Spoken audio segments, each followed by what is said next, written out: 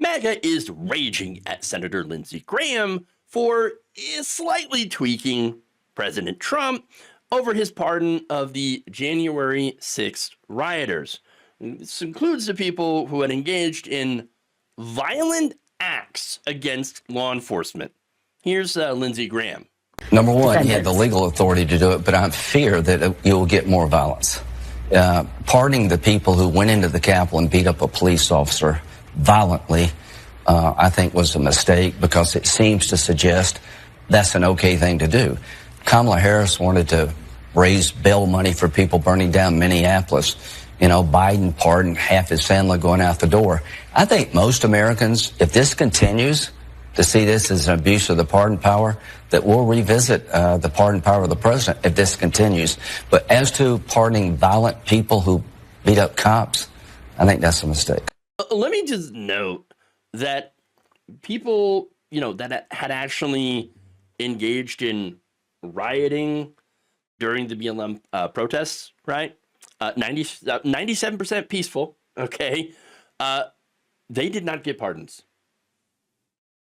But the January 6ers did. That's real interesting, right?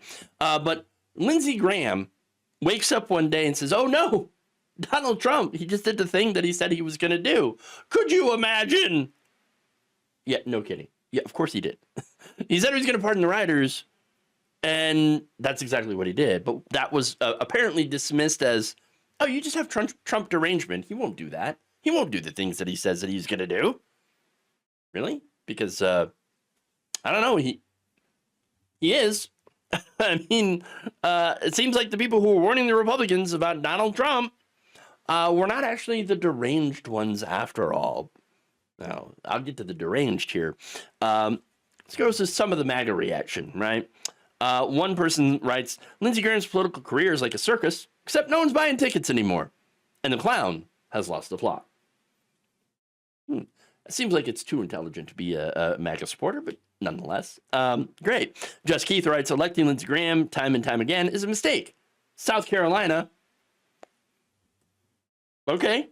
Turn Massachusetts Red writes, another rhino that needs to go. Time for the next generation to step in. We need to vote them in. Okay. And then another Schiff-faced writes, that man is a snake. Wake up, people of South Carolina. But wait, that was a incredibly mild, tepid criticism of hey, maybe we shouldn't, pardon people who beat up cops, because that might send a bad message that that's okay. And then also, I'm gonna now throw in criticism of Biden and Kamala Harris. Apparently, not enough. Not enough. Okay. Wow, but still, okay, they're going to come after him. Of course, it's not preferential enough to Donald Trump. All right. So here's the thing, right? Lindsey Graham is so incredibly weak in his criticisms of Trump that it can hardly be called criticism.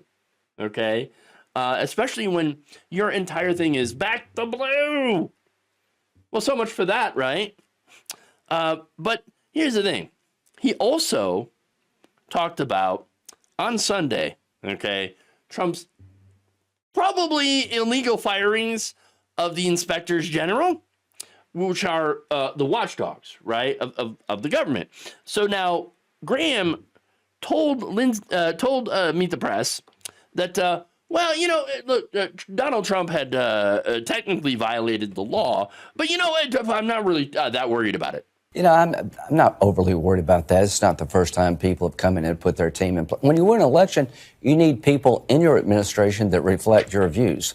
So I'm not really worried about that. This other stuff, the security detail, that bothers me because it sends a signal to future service. Tulsi Gabbard, I'm inclined to vote for everybody, but I want to hear her thinking about Assad and Snowden, and we'll see. But very quickly, the law says he's supposed to give you 30 days notice. He didn't do that. Do you think he violated the law? Well, technically, yeah, but he has the authority to do it. So I'm not, losing a whole lot of sleep that he wants to change the personnel out. I mean, he's breaking the law, but, you know what? I'm not really worried about it because, the people will criticize me. Well, people are already criticizing you. Look, the whole reason for the existence of the Inspector General is to have an independent check against mismanagement and abuses of power. When you fire them, speaking of messages, right? Because that's Lindsey Graham's message. Oh, we don't want to send a bad message, right? Firing them immediately sends the message that you plan on doing some abuses of power.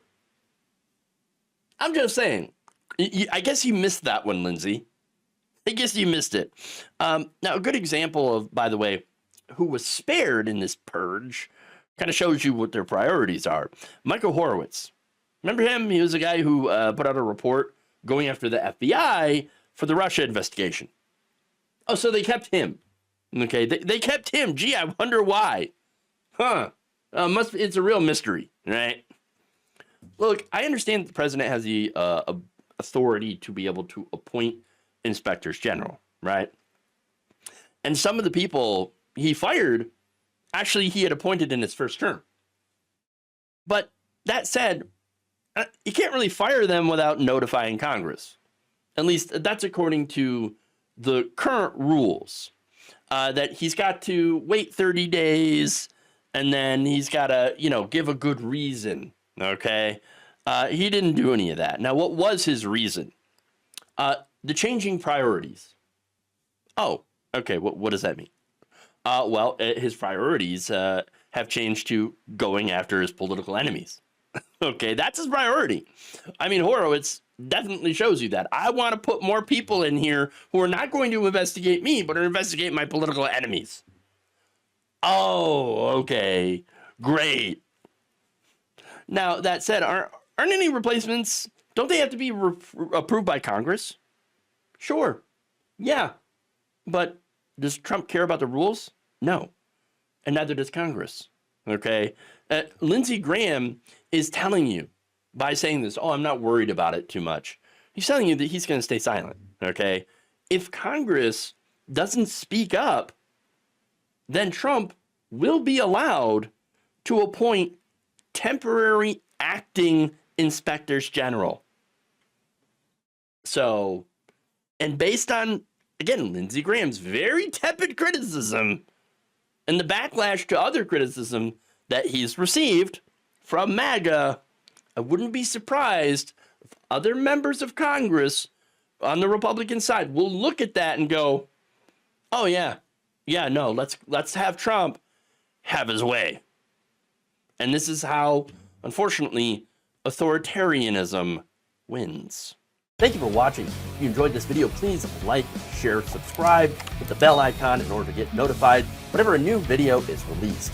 And if you want to support independent, progressive media through this difficult time where it seems like everybody is shutting down, you become a member on our YouTube page, you become a subscriber on Facebook, or you can go to my Patreon.